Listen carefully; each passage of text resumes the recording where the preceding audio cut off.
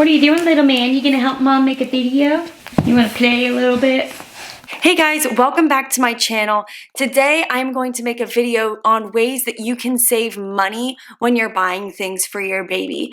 So I felt like I bought a lot of items that I felt I needed and didn't know all of the smaller hacks around the things that I was buying. And so I want to share this with other moms that might feel that they're spending too much on items that are cheaper. Bless you, that was my baby. And I also wanted to say that as much as I think that these are great ways that you can save money, it is obviously not the only way that you can save money.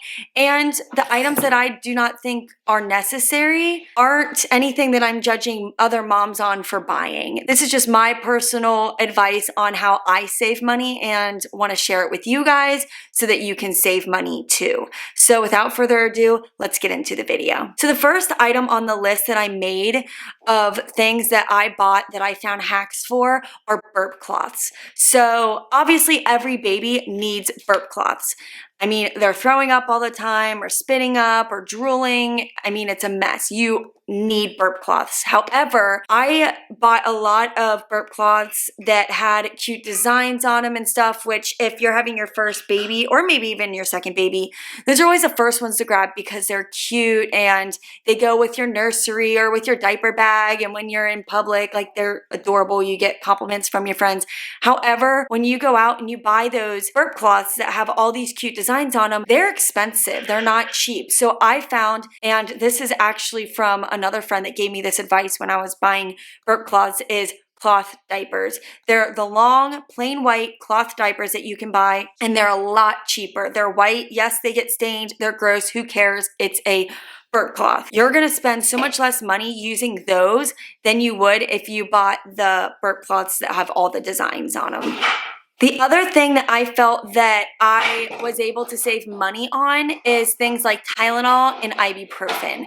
So obviously you have a kid that's not feeling good or a baby that's not feeling good or is teething and you obviously need some Tylenol or ibuprofen. Those are name brand things. You can skip all that. You can get the Walgreens, CVS, Target brand if they have one, or whatever store you have near you that has that same thing, but in an off brand. All you have to do is check what's in that item. And as long as it's the same, it works just as good.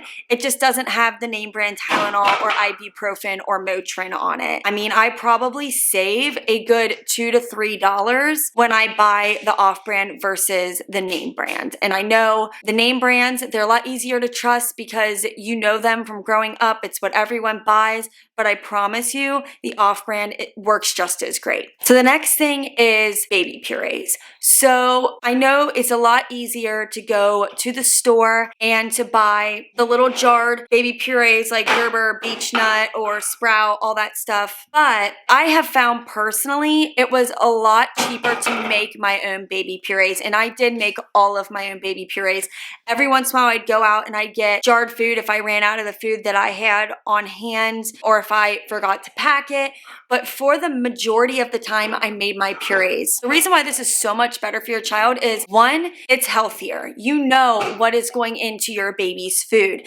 With these jars, you hear all of these complaints and these articles that the FDA is saying that these brands, not gonna name one specifically, but all these different brands are putting too much metals or ingredients that you can't pronounce in their baby food that really don't need to be there. And when you go to the store and you buy your own fruits and your own vegetables and your own proteins and you mix it together, you know what is in your baby's food. You know that they're getting the best possible nutrients into their system and they're not consuming too much of those metals and chemicals and stuff that we can't even pronounce and have no idea what they are in the back of the baby food. And again, I'm not judging any mother out there that feeds their baby jar food. I mean, you have to do what you have to do. And, you know, I think as long as you're doing the research and you're looking at items that are proven or known to be lower in, you know, ingredients that aren't that great for your kid, then you're doing the best that you can. The other thing that's great about making your own purees is, even though, yes, it is time consuming if you're a busy mom or you're a working mom, it is hard. However, when you do get a chance, whether your baby's sleeping or your husband or wife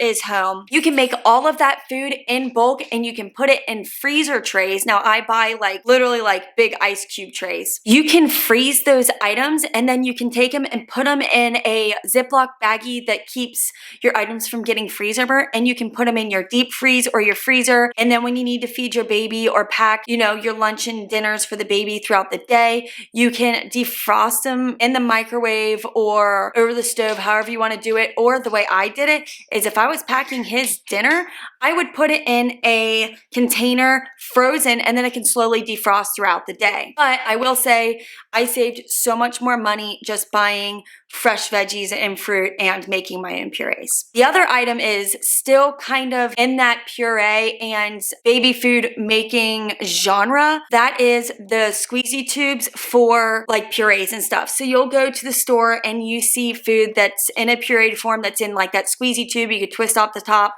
and when you're in the grocery store on the run, it's really easy to just hand it to your baby and they can eat it, or you can feed it to them. So I think that those are amazing. They're great on the go. They're easy when you're in a rush and you can't sit down and feed your baby. However, the squeezy packs are expensive. I found that if you buy, and I got mine on Amazon, they sell squeezy packs on Amazon that are reusable. Now, you'll have to look at the reviews and the comments. Some of them might leak, but the ones that I bought are through Baby Breeza. Now, they weren't that expensive at all. Honestly, I'll link how much they were below. They might have been 20 bucks, but I got a lot of them, and they have a Ziploc top to them. And I'll tell you, they are so durable. I've never once had one leak. It holds, I have never once had them leak on me. They've always been very durable. I'm pretty sure they hold about 4 ounces. And I just save, again, so much money than buying the squeezy tubes that are $3, $4 and having to throw them away. Not to mention they're way more sustainable and better for the environment. And then the other thing that's great is if you're already making the baby purees to save money, you just use those same purees and you pop them into the little squeeze bags, or you can do things like I do his yogurt in there and his applesauce, really anything, or his smoothies to go. What are you doing? Hi. So the next thing I want to mention is diaper studies. So I have currently and recently looked into these and am going to sign up. My parents did diaper studies when I was a baby, and I know there's a good amount of companies out there that really want families to try diapers with their baby and see which ones are best and what hold up and how they fit. And not only will they send you free diapers, but a lot of them will pay you. So you're actually getting money instead of losing money. Your diapers are free and you get paid. It's a great program, and I've known many people that have done it. My baby, who's in the background, that's JT, he just turned 1. I really wish I would have signed up for diaper studies earlier. I didn't, out of pure laziness, and just kept forgetting. How I kept forgetting, I have no idea. But I do have to say that that is a really good way that you can earn money and or save money. If the company does not pay, you still get free diapers. So another item that is amazing is the reusable nipple pads. So if you are deciding you want to breastfeed your child or even pump, instead of buying the ones that stick inside your bra that you just throw away, you can buy reusable ones off of Amazon. I think Medela sells them. I could be wrong, but I do know that you can get them at Target and Walmart and even Meijer if you have one of those near you. They sell the reusable nipple pads that are really nice. They just slip into your bra, and then at the end of the day, you can take it and you can throw it in your washer and wash it with your clothes. Way more sustainable, better for the environment, and nipple pads are crazy expensive, and it's definitely something that any breastfeeding or pumping mom needs. Another thing that I wanted to mention, it's not necessarily an item that you'd save money on. However, if you are deciding you want to pump, I would say to make sure to call your insurance company and see what pumps are available for your insurance to cover. I know some of the fancy ones insurances won't cover, but you would be surprised what they do cover. I waited till I had my baby and I was in the hospital knowing that they provide pumps through our insurance companies, and my pump was okay. It was the lower of the line pumps in my opinion, but it did the job. However, with my next baby, there is another pump that I want that hopefully my insurance will cover. If not, I'm still going to buy it, and that's the Willow pump. I have not used it. I have many friends that have used it. It actually sits inside your bra and it's silent. So when you go shopping, you can pump at the same time. You won't miss, you know, the times that you're supposed to pump, or if you can't breastfeed your child and all of that, then it's great because it's on the go. However, chances are likely my insurance isn't going to cover it, but if you're looking to save money, call your insurance and see what is available for you. So the next item on my list, which I know is going to be an item that people are going to buy whether they know it's a waste of money or not, and that is baby shoes. So I just got my son, who is 12 months, his first pair of baby shoes. Now he is walking, not by himself, with that little walker behind me.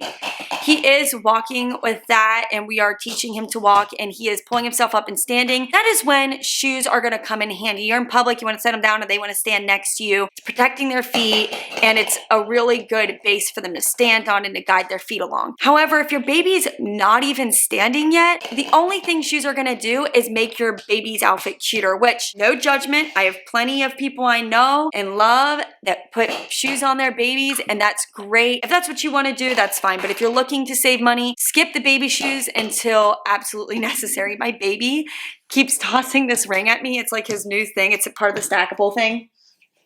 And he tosses it to me, and then I toss it back. And he's just throwing it back and forth. It's the cutest thing. Say hello, JT. Okay, so the other thing I wanted to discuss was baby bottle sterilizers. You can get them anywhere, and you put your bottles in there however often that you need to sterilize your baby's bottles. It is not necessary. When you buy your bottles, on the package it says, sterilize your baby's bottles by boiling them in a pot of water for so-and-so minutes, or like a minute. I think I do like a minute. That alone sterilizes your baby's bottle. Boiling water before you use it, if it's not ready to drink yet, it sterilizes it. So you could save a lot of money. Instead of spending $30 on a, baby bottle sterilizer, just throw it in your pot. I do mine every couple months. I don't do it that often because it is plastic, so they do break down. I only sterilize them every once in a while when I feel like they really, really need it. Otherwise, hot soapy water does the trick. The other thing that you could really save money by not buying, now I will say I am a hypocrite by saying this because I did buy one, and it is the baby food puree maker. So I bought the NutriBullet baby maker, and I used my blender. It didn't really work for me. So I decided I wanted to be bougie and get the baby puree maker. However, was it necessary? No, it was just an item that I thought was really cute and I really wanted, and it came with the containers that you could turn so that you had the dates on them and you knew when they would go bad, and it's just fancy. If you don't have the money for that, or if you don't want to spend the money on that, a food processor works the exact same and could possibly even blend more if you already have one on hand. Otherwise, I know that they sell cheap ones, whether or not they're more expensive or cheaper than the baby NutriBullet, or I think Nuke sells one too, or NUK, I think it's Nuke or Nuck, but you can use a food processor that you already have at home. And some people even just steam their food and they use like a potato masher. I've seen plenty of people that do that. I just liked my baby NutriBullet. Another thing that is super, super expensive that obviously, unless you're using the reusable ones, is regular diapers, like normal diapers. So most people, I don't want to say most people, but a lot of people use the disposable diapers. I am one of them. I didn't use the cloth diapers. I did not have the patience for cloth diapers, but you can't not put diapers on your baby. So a good way to prepare yourself for the amount of diapers that you need to have is to make sure, and I know a lot of people already do this, do a giveaway for prizes at your baby shower for people who send you diapers. So make sure when you are telling people bring diapers to the shower, we will draw a prize for it. Make sure you tell them to get you diapers of all sizes. not just the newborns or the size 1 or size 2. My baby's 12 months old. He's in size 5. I didn't get any of size 5. Not that I'm complaining. I got a good amount of diapers at my baby shower. I don't want to sound ungrateful, but you want to make sure that you're telling people to buy all different sizes and try to get each guest that comes to bring you a box of diapers. That will help so that you don't have to put so much money out into buying them. Also, a great idea is for each person that gives you a box of diapers, ask them to give you a gift receipt or to get the diapers that you have on your registry. Some stores do not need a receipt to prove that purchase and they'll let you exchange them. However, some do. So if you get, let's say, a bunch of size 4 diapers and you don't even get through them all and you have like 1 or 2 boxes you didn't open, take them back to the store and exchange them for the size diapers that you do need. As long as they are not opened, pretty much every store will let you exchange them. Now, a really cool thing that I learned that you could do when I was pregnant is sign up for baby box giveaways. So I know that Amazon, if you do a gift registry on Amazon, they will send you a free baby box. And then as well as Target, if you sign up for registry for them, they also send you a baby box and it has a bunch of free items and trial sizes of shampoo or sunscreen or diapers. Like I got a little pack of diapers. You can stock up on the things you need for travel and for your baby room easily by signing up for those giveaways. And honestly, you can Google free baby boxes on Google and it'll tell you all these different bigger branded websites that will send you a baby box just for, you know, signing up for emails or whatever. So that is another way that you can get items for free. The next thing, and I actually didn't have it listed on my list of items, but I just thought of as I was talking about the free baby boxes, is Dolly Parton actually has a program called the Imagination Library, and it's amazing. What you do is you sign your baby up right before they're born, you give them the due date, and the Imagination Library will actually send you a free book every month. And because you put the day and year that they are born, each book is categorized for the age of your baby so that it's age appropriate. And it's a really good way to save money on books because books are not cheap. The other thing you can do is instead of cards at your baby shower, have them bring a book and sign their name in it. So I know this video is getting lengthy. I only have a couple more items that I want to add to this video, so stay with me. For the next thing I want to discuss that can save you money is formula. If you do not decide to breastfeed, or maybe your milk supply is low or it didn't last as long as you wanted and you switch to formula, you can actually buy the store brand formula for way cheaper and it is like the exact same thing. However, I know that there are special cases where some babies need that specific brand or need that certain type of formula, then obviously you don't really have that choice. But if you have a baby that's not sensitive and doesn't need that specific brand, you can save so much money by using the store brand. A good example of formula that is store brand is Up and Up. And I know that Walgreens has their own brand as well, and they are just as great. So I would definitely recommend that. The other thing that will save you a lot of money is, I have the cutest baby. So the other thing that will save you a lot of money is skipping the expensive baby clothes. So there are a lot of name brand clothes out there that people love to buy because they're super cute. Things like, not necessarily brands, but items that are like jean jackets and leather jackets, shoes, name brand clothing that has the brand across the front of it. Not judging anyone that wants to do that or has the money to do that. That's fine, but it's not necessary because honestly, those types of clothes aren't the most comfortable to be crawling around. I mean, most of the time your baby is either at home or at someone's house or a daycare crawling around and moving. They don't need those clothes. They're not the most comfortable anyway. I personally, for a lot of my baby clothes that I don't get for birthday parties or at my baby shower or as gifts, I go to Once Upon a Child. If you don't have a Once Upon a Child near you, I'm sure you have some type of store that sells secondhand clothes.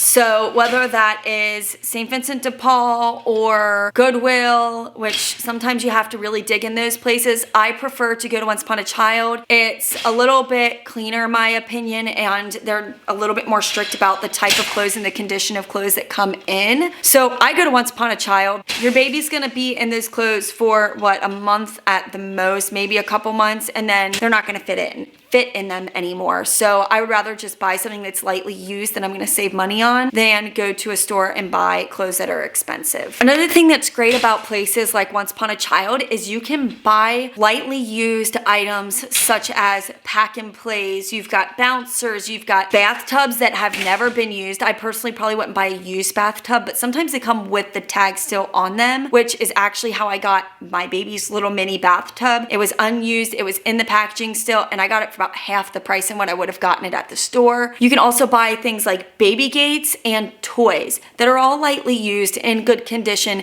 instead of going to a store like Target, which is still got really good prices but might be a little bit more than being at Once Upon a Child. So you can save a lot of money doing that as well. So the last thing I want to discuss, and this is a big thing that I am newly starting to do and I have had parents tell me time and time again to do, and that is doing a toy rotation in your house.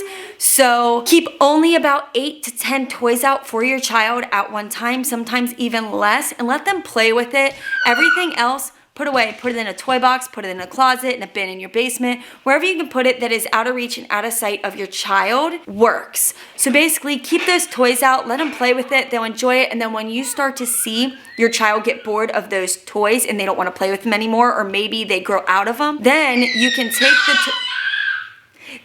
take the toys that you have put away and you could switch them out for the items that they are playing with, and you could put those back into the other bins. And you keep doing that until they kind of grow out of the toys completely. That way, they're not getting sick of all their toys, and each time you do the rotation, it's like they have new toys all over again, and it keeps things exciting. Some people do it every couple weeks. I say, let your kid go until you kind of feel that they're getting tired of that toy. Otherwise, sometimes you kind of don't have the time for it. So I hope that I didn't talk too fast, because I know I ramble and I do talk crazy fast. So hopefully you got everything. And if you did stick through all this video, thank you for watching, and I hope that these tips helped you or will help you in the future. If you are interested in this video, go ahead and subscribe and like my channel, and also hit the notification bell so you know when each video comes up. I do makeup videos, but I also just recently started a mom vlogging series because I am a new full-time mom. I'm a stay-at-home mom. So why not share my experiences with everybody else? So again, if you liked this video, thank you for watching, and I'll see you next time. Thanks.